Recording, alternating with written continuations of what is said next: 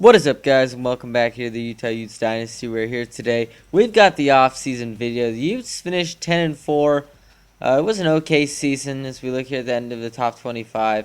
You know, we played pretty well throughout most of it. We had 2 losses. We had a chance to make the playoff, but we kind of blew it by getting upset by Arizona State. Kendall Thompson's 5 turnovers really cost us that game. And, you know, we didn't finish strong, to be honest. We weren't one of the best teams.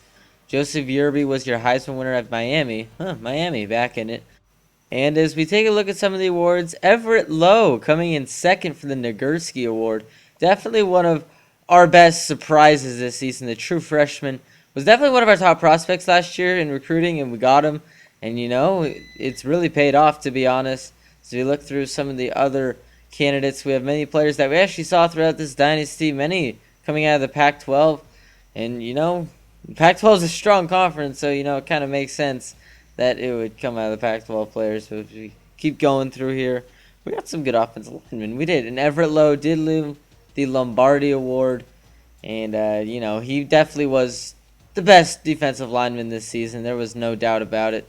He was always back there getting sacks. And I'm glad we got him, honestly. We were in a close battle, and we barely got him. Thor Katoa, he's coming back, and you know, this team actually could be pretty good next season. As this one pissed me off a little bit, Jamie Sutcliffe was perfect on the season and made a long of 61 yards, longest in the country. And we look at the first team All-Americans, we actually had 4 of them, and one of them was Everett Lowe. The other one was Thor Katoa. Then we had Andre Godfrey.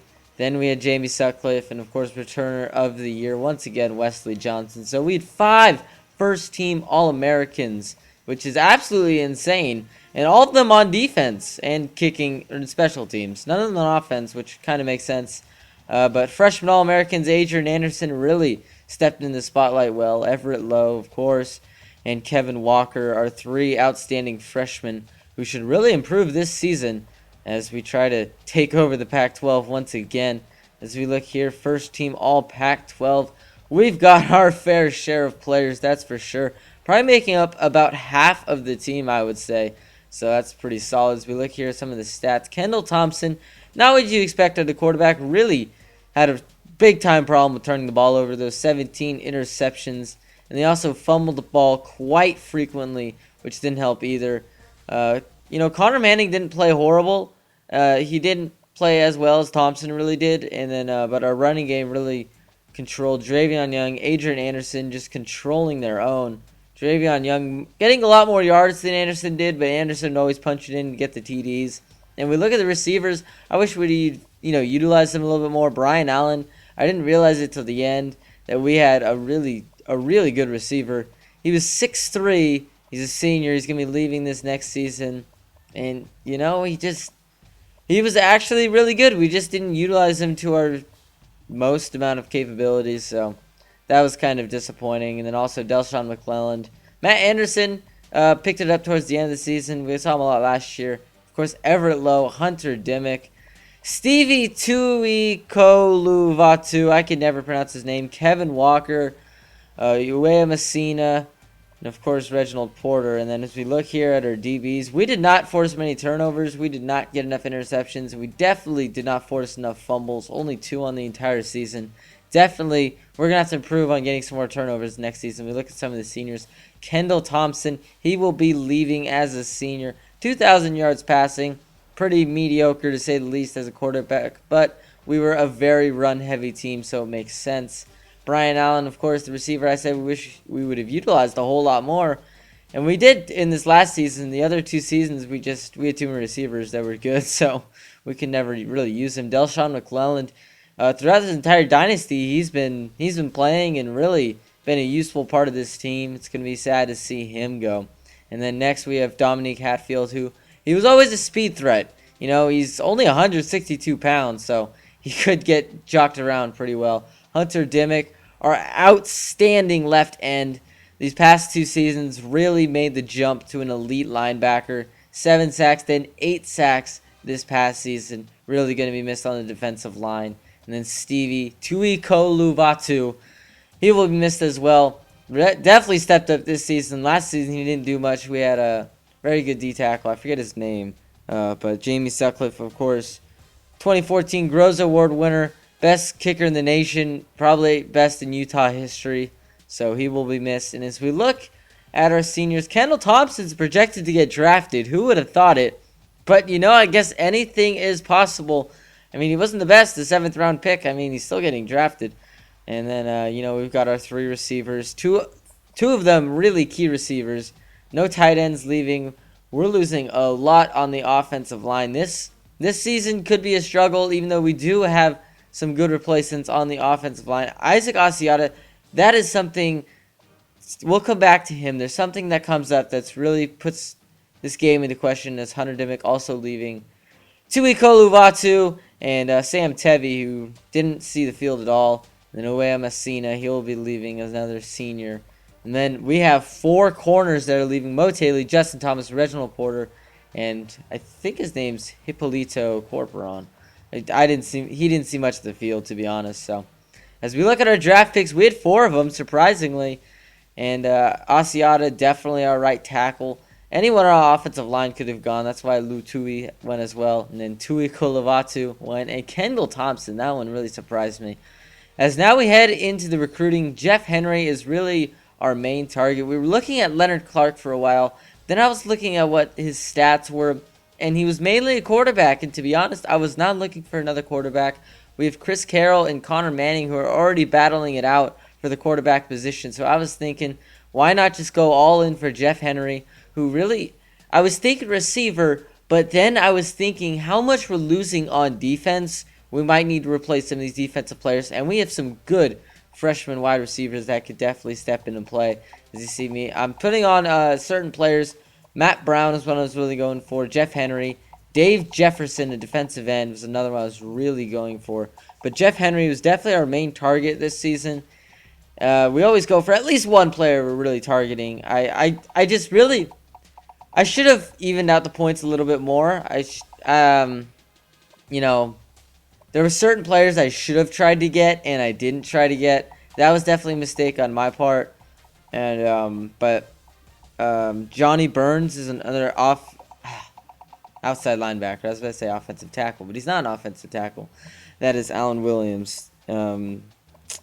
So, as we look at our recruits that we do have, they are very solid. Some of them will probably never play, probably will get cut. But Brian Ashley, a big 6'6" tackle that we're going to have for the coming future. He should be pretty fun to play with, to be honest. We've got a lot of big guys coming in. That's really what I want to do this season. I really want to go from we're more of a fast team right now. I really want to go to a big, strong team as we look. We do not get Leonard Clark. He'll actually go to Stanford and most likely become their quarterback in the near future. We didn't get anyone, actually, except for Jeff Henry. We did get Jeff Henry. We got Johnny Burns. But the other players I was really going for, we didn't end up getting. That was mainly on my part because I didn't really think about it. And there's Jeff McNair was a big center I really wanted. Dave Jefferson, 6'8" defensive end. That would have been huge. But, you can't do everything perfect, I guess. So we got Jeff Henry. That's the main thing. And he will definitely improve this team. We're going to look a lot better with Jeff Henry on our team. That's for sure. So now as we look through the recruits that we do have once again, we got a kicker now. Joseph Howard will be a no kicker replacing Jamie Sutcliffe.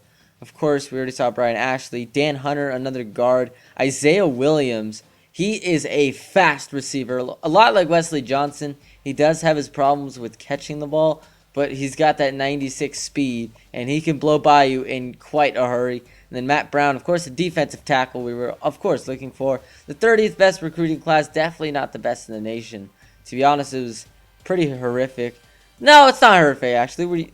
No one wants to come to Utah. I don't know why, but no one ever wants to come here. And then if we look, Jeff Henry, the position he will be playing, it will be, I was thinking, honestly, wide receiver. And then I saw free safety. I was like, we don't have any players. And I saw corner as well. We don't have any corners that are really at an elite level or even at a solid college level. We have Andre Godfrey for another year. I thought he was a senior, to be honest. This entire season, I thought he was a senior. And then Isaac Asiata. Didn't he just get drafted? But I don't know. He's a center. Maybe it was a exact same name, exact same size. But something happened there. I don't know. But Chris Carroll in the training. He got a lot better as quarterback, but him and Connor Manning are still going to have to battle it out, as Manning's still an 85 overall, still just ahead of Carroll, but Carroll's definitely got the better arm and the better legs, to be honest. The running backs got a lot better. Adrian Anderson. Dravion Young went up 7 overall. Absolutely insane. Our wide receivers, Raylan Singleton, Matt Anderson going up even more. Wesley Johnson, his catching got a little bit better, which is, it's an improvement, but it needs to get a lot better if we want to see major improvement. Those first two guys, they won't be dropping many balls this season, and we hope that they won't drop any at all this season. So if we continue on, we see our offensive line. We do have some good replacements. Jackson Barton, a junior out of Salt Lake City, definitely improved to an 86 overall. David Davis, I love that name, left guard. He's going to have to replace another really talented left guard. Lonnie Fox, I believe he played last season, at least a little bit, because we had an injured left tackle for a little bit. And then, of course, on defense, Everett Lowe, he's definitely going to get a lot better. He's definitely going to play a whole lot more. And then, of course, we're going to have our other players, our many freshmen that we did have play, got a whole lot better. Kevin Walker, he only was a 70 overall last season, but that's why you can't base everything off overall. You got to see how they play. Thor Katua. And then Sharif Shea Jr. I really love that name, and I think he could be a very valuable player for this team. As we look now at our corners, they didn't get much better. So I was kind of regretting the decision of making Jeff Henry a free safety, because I really think he should have been a corner. But, we're going to play him at corner. He's actually going to be our number one corner during the season. I did that in the depth chart part of the video, so you look at who I'm cutting. It's just the 46 overall guy. And then I think it's the 250s, to be honest. Other than that, it wasn't really much. The cutting's never really that interesting. This team this year, though, I have very big hopes for this season. But we do have a quarterback battle coming up. It is between, of course, Connor Manning and the great freshman Chris Carroll, who has been, since this dynasty started, or at least since last season, since I started recruiting him, he's been very hyped about. He's been, talked about. He's going to be the future of this dynasty, and we'll see how it all shapes up as we look at our schedule. Our first game is a neutral site game against Texas. We got invited, of course we did. We were just that good that we get to play Texas in the Cowboy kickoff game. Then we go to BYU, and then we have a very tough slate of Pac-12 play. As look at the wide receivers we got, I think we can fill it in pretty well. We've got to redshirt a lot of these guys. We had a lot of freshmen that came in, 5 to be exact, and all of them, they do their part. And then the corners, we got our fair share. We got some to come in that could hopefully improve this team. And then the strong safety, we got our one. And now we look at the team needs for recruiting, as we need a lot on offense. We're definitely losing a lot. We just don't have much depth. We've got the skill guys. We actually have a lot of young guys, to be honest. But it always helps to have people behind them. So we're going to go and scout these guys. I was really looking at tight end, center, guard, more offensive linemen. I was, because we could always use more. You can never have enough. I was going after a lot of tight ends, mainly tall tight ends that can go up and get the ball. Also, we're going after quarterback Patrick Evans. I don't really know if I really want a quarterback, but, it never hurts to have backups. We always see injuries, and the backups come in and do their thing. We're getting some more corners, some really good corners. As this could be a really good recruiting, year, or it could just completely fall flat. What if none of these guys decide to come to Utah? It would, I don't know. We really took a risk here going after some better players, but anything is possible, I guess. Let's just hope that Utah can really find their way in trying to get some of these players, especially a lot of these really, really, really good players. But let's get into the recruiting battle. Connor Manning will go up first, and we'll just show some of his plays. So we'll just show Connor Manning. He's got a little bit of ability to run, stop, throw. Good throw to Matt Anderson as he sprints down the sideline. Now let's go to another play here. Manning dropping back in the pocket, throwing a great throw there to the sideline. Wesley Johnson actually making the catch. Manning now throwing a great throw. He's got that turnaround pop quick throw thing down. As you see right there, perfect throw to Matt Anderson on the slant route. Now Manning to throw again, going deep. This one a little bit underthrown. I think he could have lofted that one a little bit further. And now missing Wesley Johnson to the right. Really, his accuracy just isn't quite there. Offensive line struggles a little bit, actually, as our quarterback's throwing much time. That one underthrown. Could have lofted a little bit better. Manning, he's got a little bit of scramble ability, but his ability to throw on the run, that was a pretty nice play. I mean, usually Kendall Thompson couldn't make any plays on the run. Manning at least could. And now Manning over the middle. It's behind Matt Anderson. Still, he has the potential to be like such a great quarterback, but he's just missing some of his throws, a little bit behind. Right there, a great throw in stride to Raylan Singleton. Is Singleton a lot faster this season? I don't know what it is. Now Manning to throw again, lofting this one up. A great throw to Wesley Johnson. So, he's kind of inconsistent is what I've seen. I mean, we've seen the flashes of, great throws and the great Connor Manning. We saw it against, we saw it a couple times last season. And, dropped by Wesley Johnson. How many times we've seen that? That could actually hurt him in the depth chart. As now Connor Manning sees another throw behind. Now we're going to go to Chris Carroll. Carroll, he's got this stronger arm and a little bit more accuracy. Is there a tighter window there, Raylan Singleton? Carroll to throw again. As his escape ability really surprised me, even though he only got like 7 yards. He got 7 yards on that play. And again, making the throws that, of course, Connor Manning can make, but he's making them more consistently.